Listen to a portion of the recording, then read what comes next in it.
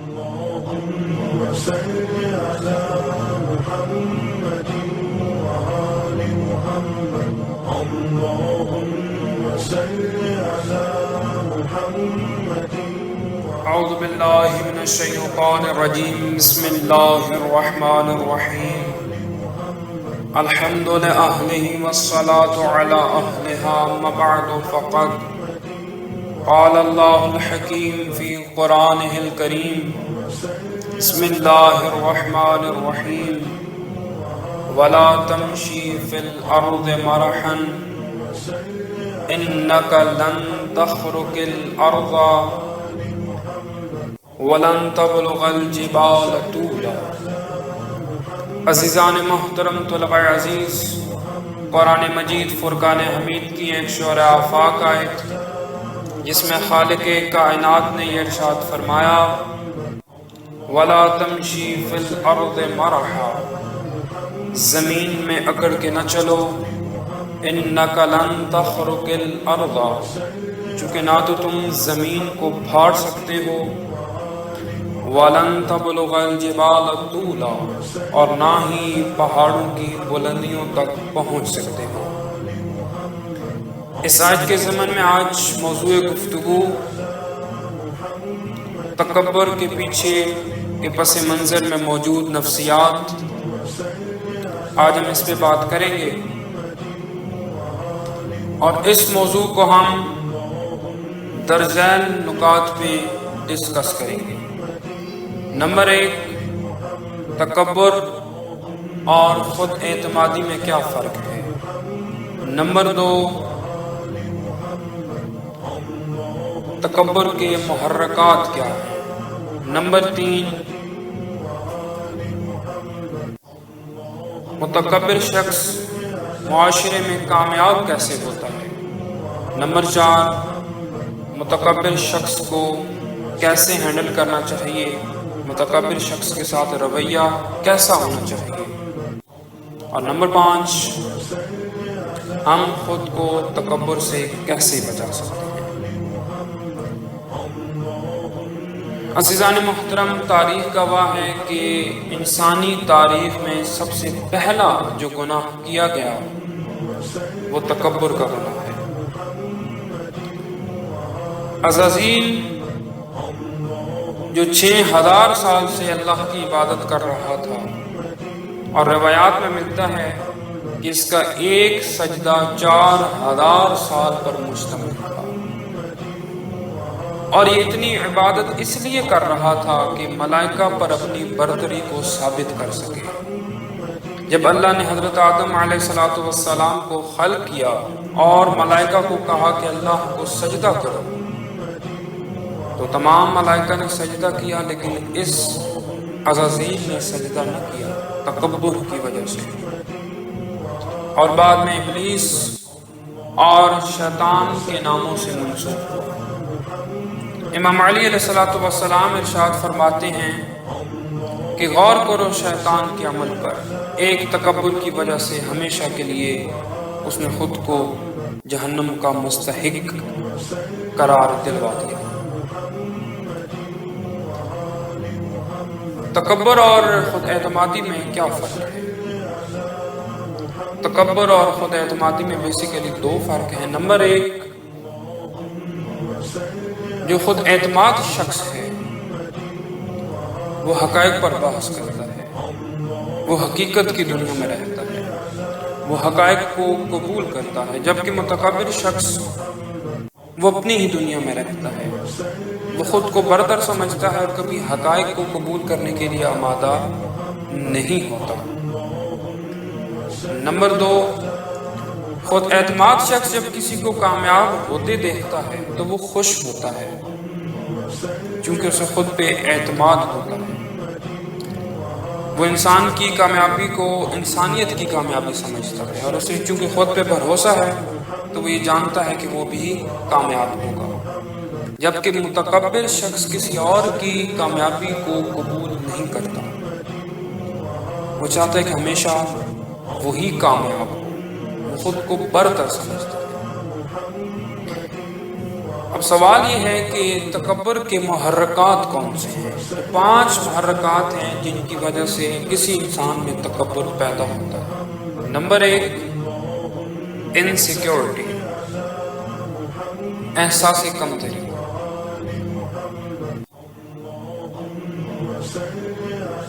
اگر علم نفسیات کی روشنی میں بات کی جائے تو جو بھی متکبر شخص ہوگا آپ محسوس کریں گے کہ وہ احساس کمتری کا شکار ہوگا۔ وہ یہ سمجھتا ہوگا کہ وہ لوگوں کا مقابلہ نہیں کر سکتا ہے، اسی لیے وہ تکبر کے ذریعے اپنے آپ کو دوسروں پر برتر ثابت کرتا ہے۔ جو دوسرا محرک ہے تکبر کا، وہ یہ ہے کہ جو متکبر شخص ہے وہ ہمیشہ ڈومینیٹ کرنا چاہتا ہے۔ وہ کسی سے بھی جب کوئی رشتہ بناتا ہے، کوئی ریلیشن شپ ہوتا ہے تو ہمیشہ وہ فائدہ اٹھانے کی کوشش کرتا ہے، دوسروں کو پیچھے دھکیل کے خود کو آگے بڑھانے کی کوشش کرتا ہے۔ اور یہی وجہ ہے کہ آپ دیکھیں گے کہ ایک متکبر شخص کے پاس سچے دوست نہیں ہوتے، چونکہ لوگ اس بات کا اندازہ کر لیتے ہیں کہ یہ متکبر شخص ہے، یہ خود پسندی میں گھرا ہوا ہے، اسے ہماری کوئی پرواہ نہیں۔ نمبر 3، متکبر شخص ہمیشہ یہ چاہے گا کہ اس کی تعریف کی جائے، اسے اپریشیٹ کیا جائے۔ اسی زمن میں ایک چھوٹا سا واقعہ آپ کی سماعتوں کی نظر کروں کہ ایک دفعہ خلیفہ ثالث عثمان ابن عفان دربار میں موجود تھا اور ایک شخص اس کے منہ پہ اس کی تعریف کر رہا تھا، وہ بڑا خوش ہو رہا تھا۔ جب یہ ماجرا ابو ذر نے دیکھا، جو صحابی رسول تھے، تو آپ نے اپنے ہاتھ میں مٹی لی اور عثمان کے سر میں ڈالا۔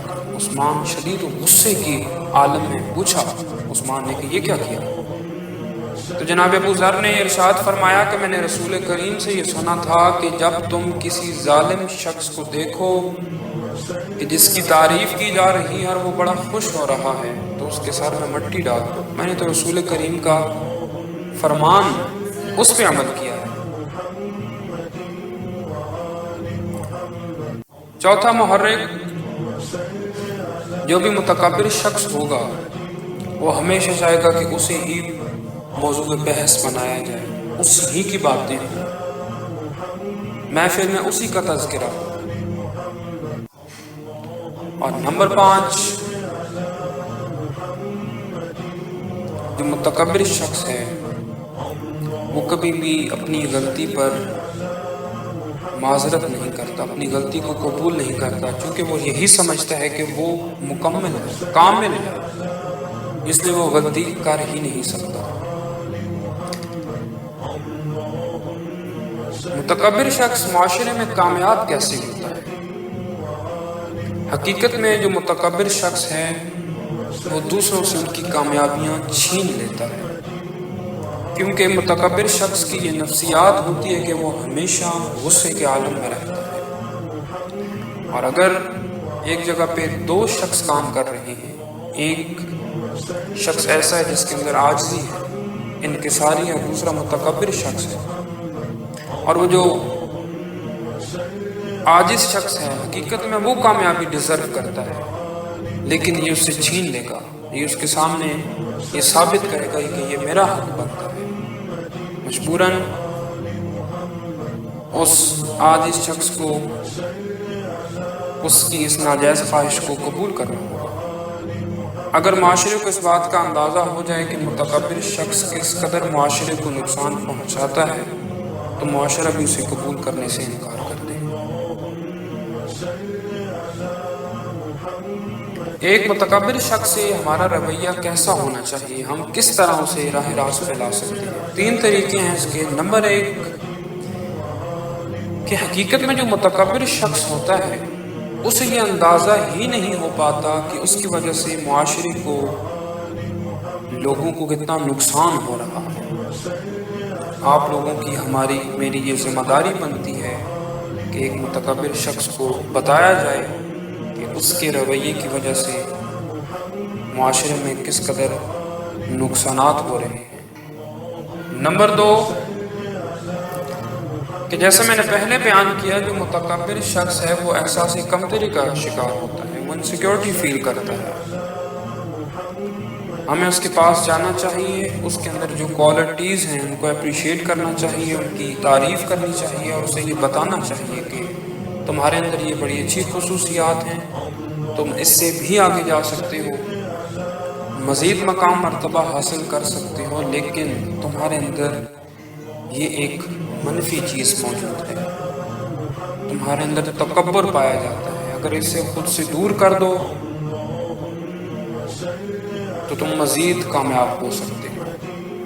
اگر آپ ڈائریکٹ اس پہ کرٹیسائز کریں گے، تنقید کریں گے، تو چونکہ وہ متکبر شخص ہے، وہ یہ سمجھتا ہے کہ وہ برتر ہے، اس لیے وہ آپ کی اس تنقید برائے تعمیر کو قبول نہیں کرے گا۔ لیکن اگر آپ اسے ایک دفعہ اپریشیٹ کریں گے، اس کی احساسی کمتری کو نظر انداز کریں گے، تو وہ پھر تیار ہو جائے گا آپ کی باتیں سننے کے لیے۔ اور تیسرا طریقہ، اگر آپ یہ دیکھیں کہ ایک شخص کو بتانے پر بھی، اس کی تعریف کرنے پر بھی اس کے رویے میں کوئی تبدیلی واقع نہیں ہو رہی، تو امام علی علیہ السلام ارشاد فرماتے ہیں متکبر شخص کے ساتھ تکبر کرنا بھی عبادت ہے۔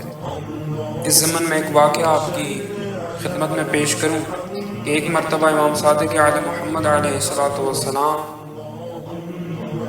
ابو جعفر المنصور دوانگی کے دربار میں موجود تھے، اور ابو جعفر المنصور جو بنو عباس کا دوسرا خلیفہ تھا، اسے ایک مکھی شدید تنگ کر رہی تھی۔ غصے کے عالم میں صادق علی محمد سے سوال کرتا ہے کہ اللہ نے اس مکھی کو کیوں پیدا کیا؟ کیونکہ وہ خود انتہائی متکبر شخص تھا، اس پہ کسی بات کا کوئی اثر نہیں ہوتا تھا۔ تو امام مسکرا کے فرماتے ہیں خدا نے مکھی کو اس لیے خلق کیا تاکہ تجھ جیسے ظالم بادشاہوں کو ذلیل کر سکے۔ یہ متکبر شخص کے ساتھ تکبر کرنا عبادت، یہ اس کی ایک بہترین مثال ہے۔ آخر میں ہم یہ ڈسکس کریں گے کہ ہم خود کو تکبر سے کیسے بچا سکتے ہیں۔ تو اس کا ایک بہترین حل یہ ہے کہ انسان خود پہ غور کرے۔ اللہ نے انسانیت کو خلق کیا، اللہ کے نزدیک ہر انسان کی بڑی قدر و منزلت ہے۔ اگر پورا معاشرہ میری تعریف کرے اور حقیقت میں جانتا ہوں کہ میرا دل کیسا ہے، میرا نفس کیسا ہے، خدا کے ساتھ میرا معاملہ کیسا ہے، تو پوری دنیا میری تعریف کرے، مجھے کوئی فائدہ نہیں۔ اور اگر میں اندرون طور پہ صاف ہوں، میرا دل صاف ہے، تو پھر پورا معاشرہ اگر مجھ پہ تنقید کرے، لیکن میں اگر یہ جانتا ہوں کہ میرا خدا کے ساتھ معاملہ ٹھیک ہے، تو مجھے معاشرے کی کیا پرواہ ہے۔ اس لیے انسان کو خود پہ غور و فکر کرنا چاہیے۔ دوسرا طریقہ، اللہ حدیث قدسی میں ارشاد فرماتا ہے تکبر میری چادر ہے، جو مجھ سے میری چادر چھینتا ہے میں اس کے پاؤں تلے سے زمین کھینچ لیتا ہوں۔ اور واقعاً یہ بات حقیقت ہے کہ جو انسان بھی تکبر کرتا ہے وہ خود کو خدا کے مقابلے میں لے آتا ہے، کیونکہ وہ سمجھتا ہے کہ وہ سب سے بہتر ہے۔ اس لیے یا تو ڈائریکٹ خدا کے مقابلے میں آ جاتا ہے یا انڈائریکٹ۔ دونوں کی ایک ایک مثال پیش کر کے آپ کی ذہنیتوں کو تمام کروں۔ جہاں انسان خود کو اللہ کے مقابلے میں لے آتا ہے، تاریخ اس بات کی شاہد ہے کہ ولید بن یزید جو بنو امیہ کا حکمران تھا، اور یہ مروان بن حکم کا پوتا تھا، انتہائی ظالم، سفاک، کرپٹ اور متکبر شخص تھا۔ اس نے ایک مرتبہ قرآن کھولا اور اس نے جو آیت دیکھی، خدا ارشاد فرما رہا تھا کہ جو ہماری کتاب کو کھولتے ہیں وہ جان لیں کہ متکبر شخص ہمیشہ نقصان میں رہے گا، متکبر شخص کو ہمیشہ شکست ہی ہوگی۔ جب اس نے یہ سنا تو اسے شدید غصہ آیا، چونکہ متکبر شخص تھا، احساس کمتری کا شکار تھا۔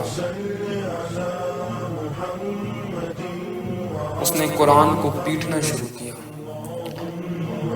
اور کہا کہ تم کہتے ہو کہ میں شکست سے دو چار ہوں گا، دیکھو میں حکمران ہوں، میں ہمیشہ کامیاب ہوں۔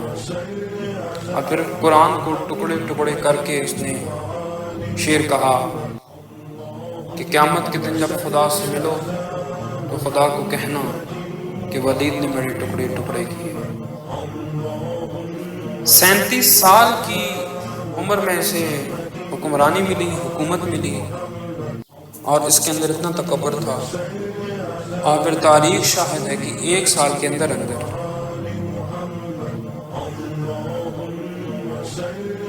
یہ مکہ میں گیا، خانہ کعبہ کے پاس جا کے اس نے شراب پی، انتہائی غیر اخلاقی کام کیے، جس کی وجہ سے لوگ شدید غصے میں آئے اور لوگوں نے اسے قتل کر دیا۔ 1 سال کی حکمرانی نے اسے اتنا متکبر بنا دیا کہ یہ خدا کے مقابلے میں آ گیا۔ اور جہاں انڈائریکٹ انسان خدا کے مقابلے میں آ جاتا ہے، ایران اصفہان کا یہ واقعہ ہے، تقریباً 150 سال پہلے ایک شخص جو انتہائی امیر تھا، بزنس مین تھا، بہت پیسہ اس کے پاس، کبھی رائے خدا میں خرچ کرتا تھا، اکثر اوقات انکار کر دیتا تھا۔ ایک دفعہ ایک شخص اس کے پاس آیا، اس شخص نے کہا کہ میں 3 دن سے بھوکا ہوں، خدا کے واسطے میری مدد کرو، کچھ کھانے کے لیے مجھے دو۔ اس نے انکار کیا، اس کا اصرار بڑھا، اس کا انکار بڑھا، بالآخر اس نے کہا کہ اتنے متکبر نہ ہو جاؤ، یہ دولت خدا نے تمہیں دی ہے اور خدا چاہے تو واپس بھی لے سکتا ہے۔ اس نے یہ کہا کہ اگر خدا مجھے غریب کرنا چاہے تو اسے 6 مہینے لگیں گے کم سے کم، میں اتنا امیر ہوں۔ اس شخص نے کہا چلیں وقت آئے گا تو دیکھیں گے۔ اسی دن اس کا بیٹا اصفہان کے بادشاہ کے بیٹے کے ساتھ شکار پہ جاتا ہے۔ شکار کے دوران اس نے ہرن کا شکار کرنا تھا، لیکن غلطی سے بادشاہ کے بڑے بیٹے کو اس نے گولی مار دی۔ یہ وہی بیٹا تھا جس نے بعد میں بادشاہ بھی بننا تھا۔ جب بادشاہ کو یہ پتہ چلا کہ اس کا بڑا بیٹا جو تخت کا وارث تھا وہ قتل ہو گیا ہے، غصے کے عالم میں اس نے پوچھا وہ کون شخص ہے کہ جس نے میرے بیٹے کو قتل کیا؟ اسے بتایا گیا کہ فلاں انتہائی امیر شخص کا بیٹا۔ اس نے اسی وقت یہ آرڈر جاری کیا کہ اصفہان کے لوگوں کو میں یہ اجازت دیتا ہوں کہ اس شخص کی تمام دولت کو لوٹ لیا جائے، اور within hours، چند گھنٹوں کے اندر لوگوں نے اسے اس کے گھر سے بھی باہر نکال دیا۔ فقط ایک لباس اس کے تن پر موجود تھا، وہ بھی شاید خدا کی کرم نوازی تھی کہ اس کا لباس بچ گیا۔ وہی شخص اس کے پاس سے گزرا اور اس نے اس سے یہ کہا کہ تم تو کہتے تھے خدا کو 6 مہینے لگیں گے، اب تو 6 گھنٹے بھی نہیں گزرے۔ اس لیے عزیزان محترم، ہمیں یہ کوشش کرنی چاہیے کہ خود کو تکبر سے بچائیں، کیونکہ تکبر بربادی ہے۔ اور میں دعا گو ہوں خالق کائنات سے کہ جتنی بھی چیزیں بیان کی گئی، خدا کی ذات ہمیں ان سے محفوظ رکھے، اور اگر ہمارے اندر ایسی کوئی بیماری پائی جاتی ہے تو خدا کی ذات ہمیں یہ توفیق دے کہ ہم خود کو اس سے بچا سکیں۔ وما علینا الا البلاغ۔